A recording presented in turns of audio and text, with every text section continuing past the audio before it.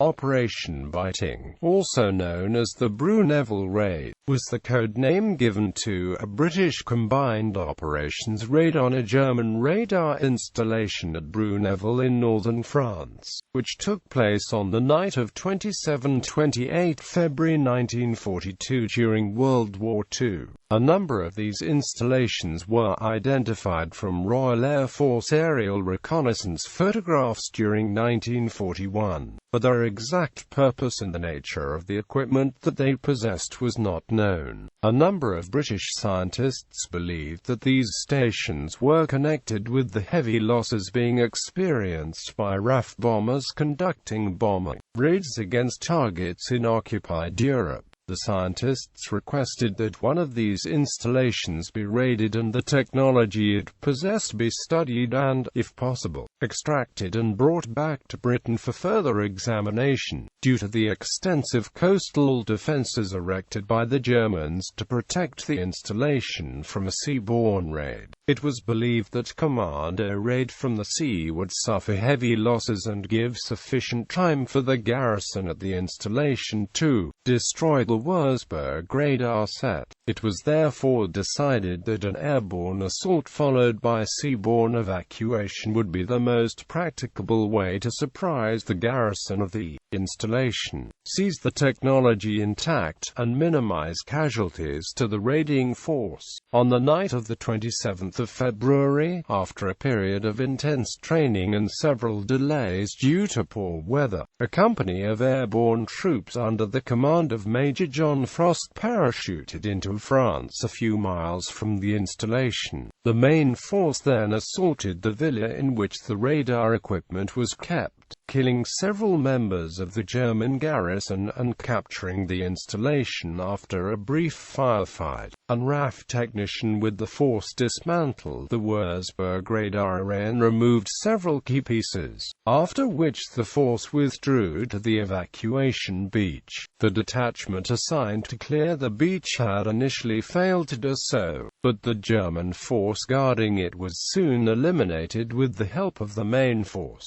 The raiding troops were picked up by landing craft, then transferred to several motor gunboats which returned them to Britain. The raid was entirely successful. The airborne troops suffered relatively few casualties, and the pieces of the radar they brought back, along with a captured German radar technician, allowed British scientists to understand enemy advances in radar and to create countermeasures to neutralize them. Background: after the end of the Battle of France and the evacuation of British troops from Dunkirk during Operation Dynamo, much of Britain's war production and effort was channeled into RAF Bomber Command and the strategic bombing offensive against Germany. However, bomber losses on each raid began to increase during 1941, which British intelligence concluded was due to German use of advanced radar equipment. The British and Germans had been competing in radar technology for nearly a decade at this point, with the Germans often either at the same level as the British or surpassing them due to heavy investment in the fledgling technology. By the beginning of World War II, British scientific advances in radar had reached effective levels, primarily due to the work of Robert Watson Watt, although much of the technology was still rudimentary in nature and mistakes were made, such as the inability of Watson Watt and other scientists to devise an effective night defense system in time for the German nighttime bombing of Britain during 1940. Another British scientist working on radar systems and techniques was R.V. Jones, who had been appointed in 1939 as Britain's first scientific intelligence officer and had spent the first years of the conflict researching how advanced German radar was in comparison to Britain, and convincing doubters that the Germans actually had radar. By examining leaked German documents, crashed Luftwaffe the bombers, Enigma decryptions, and through German prisoner-of-war interrogations, Jones discovered that high-frequency radio signals were being transmitted across Britain from somewhere on the continent, and he believed they came from a directional radar system. Within a few months of this discovery, Jones had identified several such radar systems, one of which was being used to detect British bombers. This was known as the Freya-Meldung Freya array, named after the ancient Norse goddess. Jones was finally able to see concrete proof of the presence of the Freya system after being shown several mysterious objects visible in reconnaissance pictures taken by the RAF near Cap d'Antifer, two circular emplacements in each of which was a rotating mattress antenna, approximately 20 feet wide. Having found proof of these Freya installations, Jones and the other scientists under his command could begin devising countermeasures against the system, and the RAF could begin to locate and destroy the installations themselves.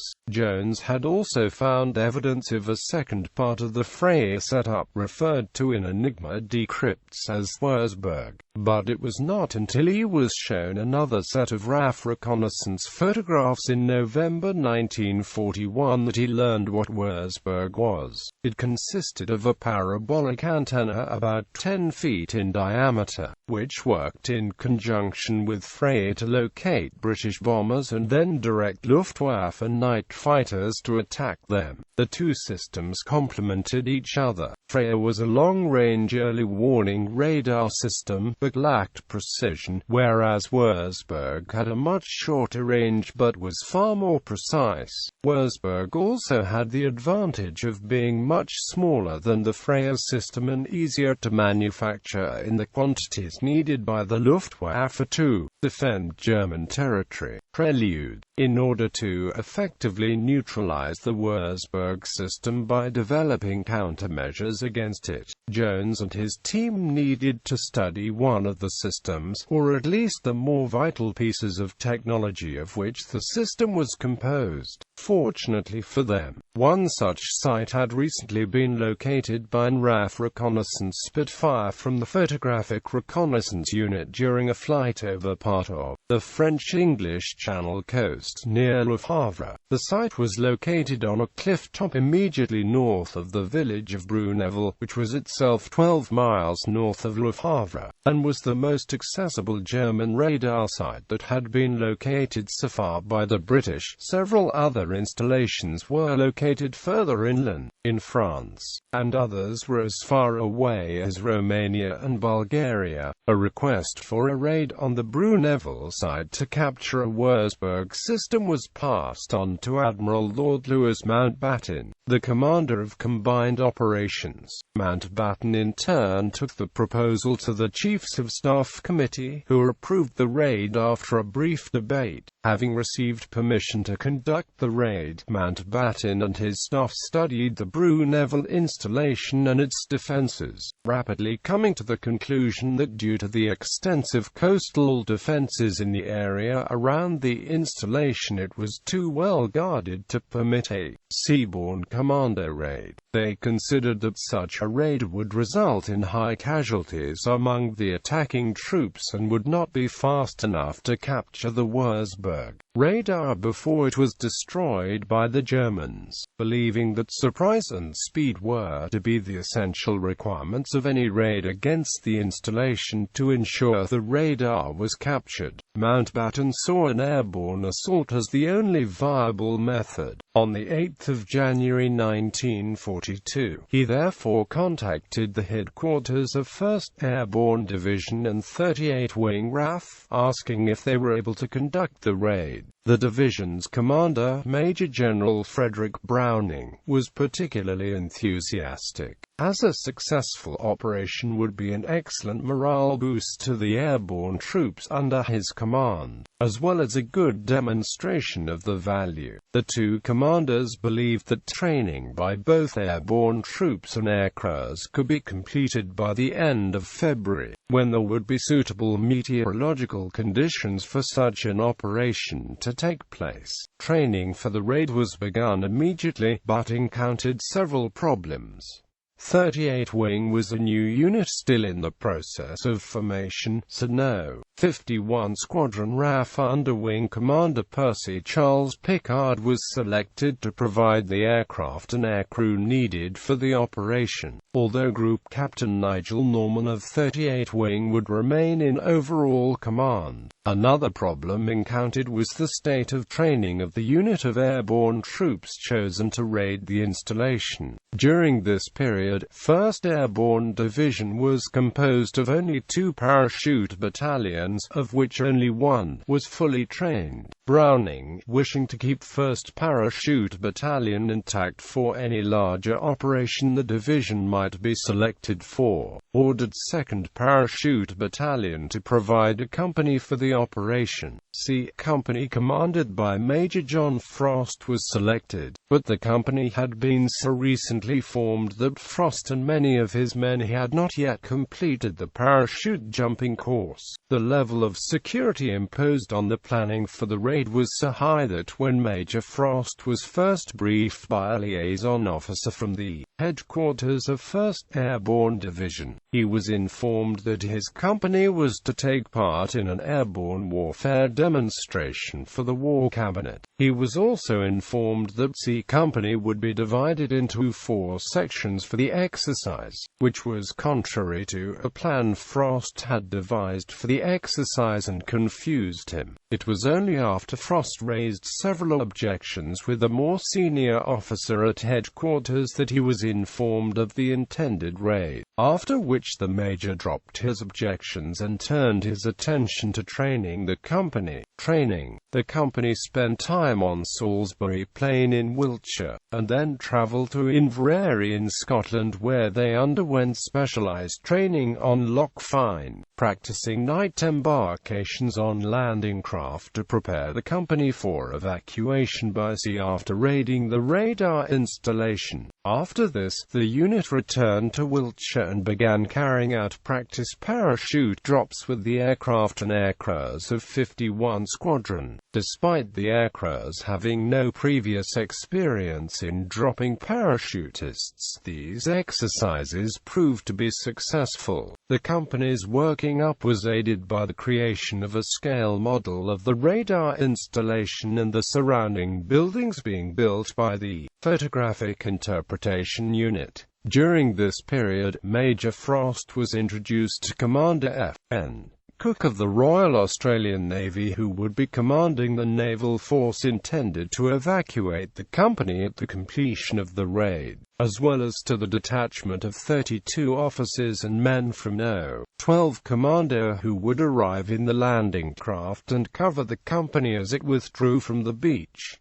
Frost also met RAF Flight Sergeant C.W.H. Cox, who had volunteered to accompany C Company for the operation. As an expert radio mechanic, it would be his job to locate the Wurzburg radar set, photograph it, and to dismantle part of it for transportation back to Britain. Derek Garrard of Jones' team asked Jones to obtain an Army uniform and identification number for Cox, as he would be the object of special attention from the Germans if he was captured in Air Force uniform, but the War Office were obdurate. Information about the Bruneville radar installation was also gathered during this period, often with the help of the French resistance, without whom detailed knowledge of the disposition of the German forces guarding the installation would have been impossible. This information was gathered by Gilbert Renault, known to the British by the code name Remy, and several members of his resistance cell. The installation was composed of 2 distinct areas: a villa approximately 100 yards from the edge of a cliff which contained the radar station itself, and an enclosure containing a number of smaller buildings which contained a small garrison. The Wurzburg antenna was erected between the villa and the cliff. The radar station was permanently manned by Luftwaffe radar technicians and was surrounded by a number of guard posts and approximately 30 guards. The buildings in the small enclosure housed approximately 100 German troops, including another detachment of technicians. A platoon of German infantry was stationed to the south in Bruneville itself, and was responsible for manning the defenses guarding the evacuation beach. These included a strong point near the beach as well as pillboxes and machine gun nests on the top of the cliff overlooking the beach. The beach was not mined and had only sporadic barbed wire defenses, but it was patrolled regularly. A mobile reserve of infantry was believed to be available at 1 hour's notice and stationed some distance inland. On the basis of this information, Frost decided to divide the company into 5 groups of 40 men for the raid, each named after a famous Royal Navy admiral. Nelson, Jellicoe, Hardy, Drake, and Rodney. Nelson would clear and secure German positions defending the evacuation beach, whilst Jellicoe, Hardy, and Drake would capture the radar site, villa and the enclosure. Rodney was the reserve formation, placed between the radar site and the main likely enemy approach to block any counterattack. It was considered that the combination of a full moon for visibility and a rising tide to allow the landing craft to maneuver in shallow water was vital for the success of the raid, which narrowed the possible dates to a 4-day period between 24 to 27 February. On the 23rd of February, a final rehearsal exercise took place, which proved to be a failure, despite ideal weather conditions. The evacuation landing craft grounded 60 yards offshore and could not be shifted despite the efforts of the crews and troops. The raid was postponed for several days after the 23rd of February rehearsal due to weather conditions, but on the 27th of February the weather proved to be ideal, with clear skies and good visibility for the aircraft of 51 Squadron, and a full moon which would provide illumination for the evacuation of the raiding force. The naval force under Commander Cook departed from Britain during the afternoon, and the Whitley transport aircraft carrying C Company took off from RAF Thruxton in the evening. The aircraft crossed the English Channel without incident, but as they reached the French coast, they came under heavy anti-aircraft fire. However, none of them was hit, and they successfully delivered C Company to the designated drop zone near the installation. The drop was almost a total success, with the majority of the raiding force landing on the edge of the drop zone. However, half of the Nelson detachment landed 2 miles short of the DZ. Once the other detachments had gathered their equipment and orientated themselves, they moved off to undertake their arranged tasks. Jellicoe, Hardy, and Drake encountered no enemy opposition as they moved towards the villa housing the radar installation, and after surrounding the villa, Frost gave the order to open fire with grenades and automatic fire. 1 German guard was killed as he returned fire from an upstairs window, and 2 more were taken prisoner by the airborne troops. Upon interrogation, the prisoners revealed that the majority of the garrison were stationed further inland. There still remained a substantial enemy force in the buildings in the small enclosure near the villa, and this now opened fire on the raiding force after being alerted by the initial firefight, killing 1 of the airborne troops. The volume of fire rapidly increased when enemy vehicles could be seen moving towards the villa from the nearby woods. This in particular worried Frost, as the radio sets the force had been issued failed to work, giving him no means of communication with his other detachments, including Nelson, who were tasked with clearing the evacuation beach. Fortunately for the British, Flight Sergeant Cox and several sappers arrived at this time and proceeded to dismantle the radar equipment, placing the pieces on specially designed trolleys.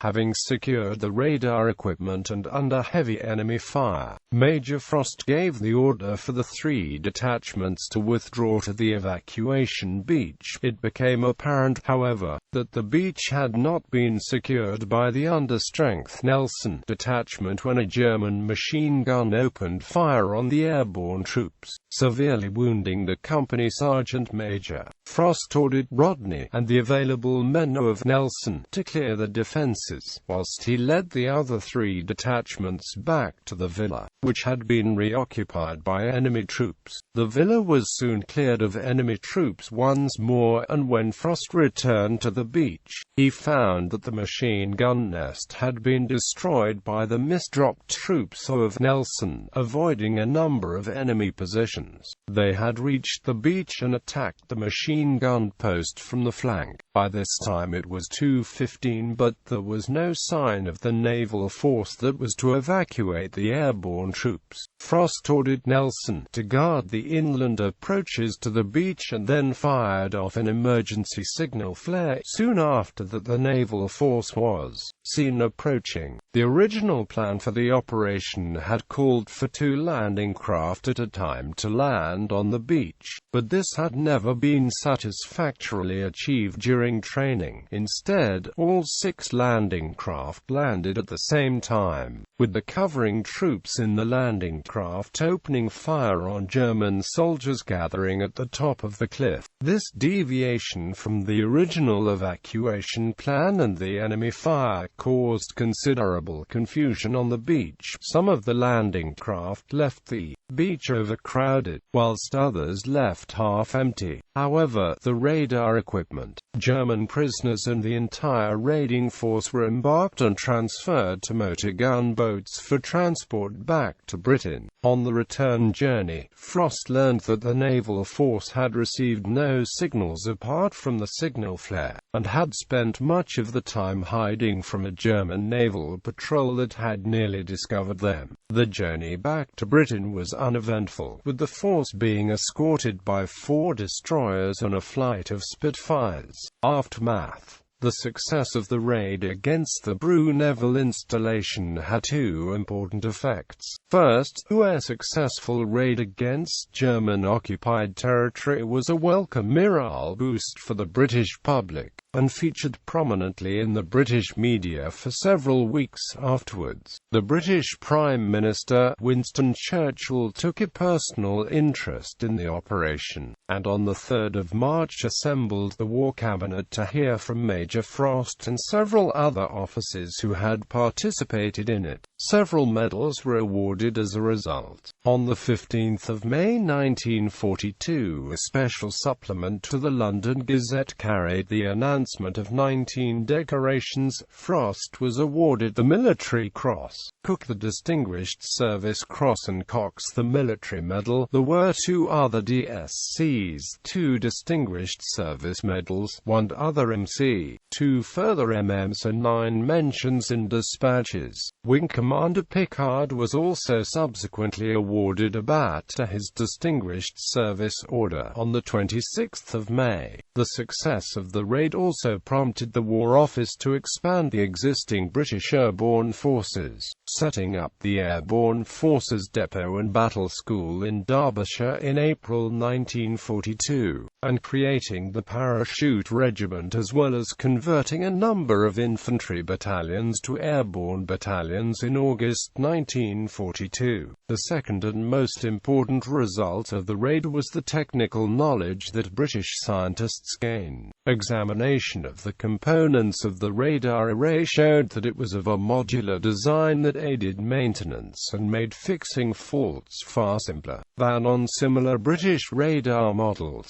This was confirmed during the interrogation of the captured German technician, who proved to be less well-trained than his British counterparts. Examination of the radar array also allowed British scientists to conclude that they would have to deploy a countermeasure that had recently been developed, code-named Window. Examination of the Wurzburg Wurzburg array showed that it was impervious to being jammed by conventional means used by the British during the early years of the conflict. Thus, Window would have to be deployed against German radars. The effectiveness of Window against Wurzburg radar arrays was confirmed by a raid conducted by RAF Bomber Command on 24 July 1943 against Hamburg. When the bombers utilized Window, all of the radar arrays in Hamburg were blinded and their operators confused, unable to distinguish between the radar signature of a real bomber and several pieces of Window giving off a similar signature. An unexpected bonus of the Bruneville raid was the Germans' efforts to improve defenses at Wurzburg stations and prevent similar attacks. The radars were surrounded by rings of barbed wire which increased the visibility from the air, making them easier to target prior to Operation Overlord. One final consequence of the raid was that the telecommunications research establishment, where much of the Bruneville equipment was analyzed, and British radar systems were designed and tested, was moved further inland from Swanage on the southern coast of England to Malvern to ensure that it was not the target of a reprisal raid by German airborne forces. The original model of the area around the radar station, used to brief troops taking part in the assault, is preserved in the Parachute Regiment and Airborne Forces Museum, located at the Imperial War Museum, Duxford.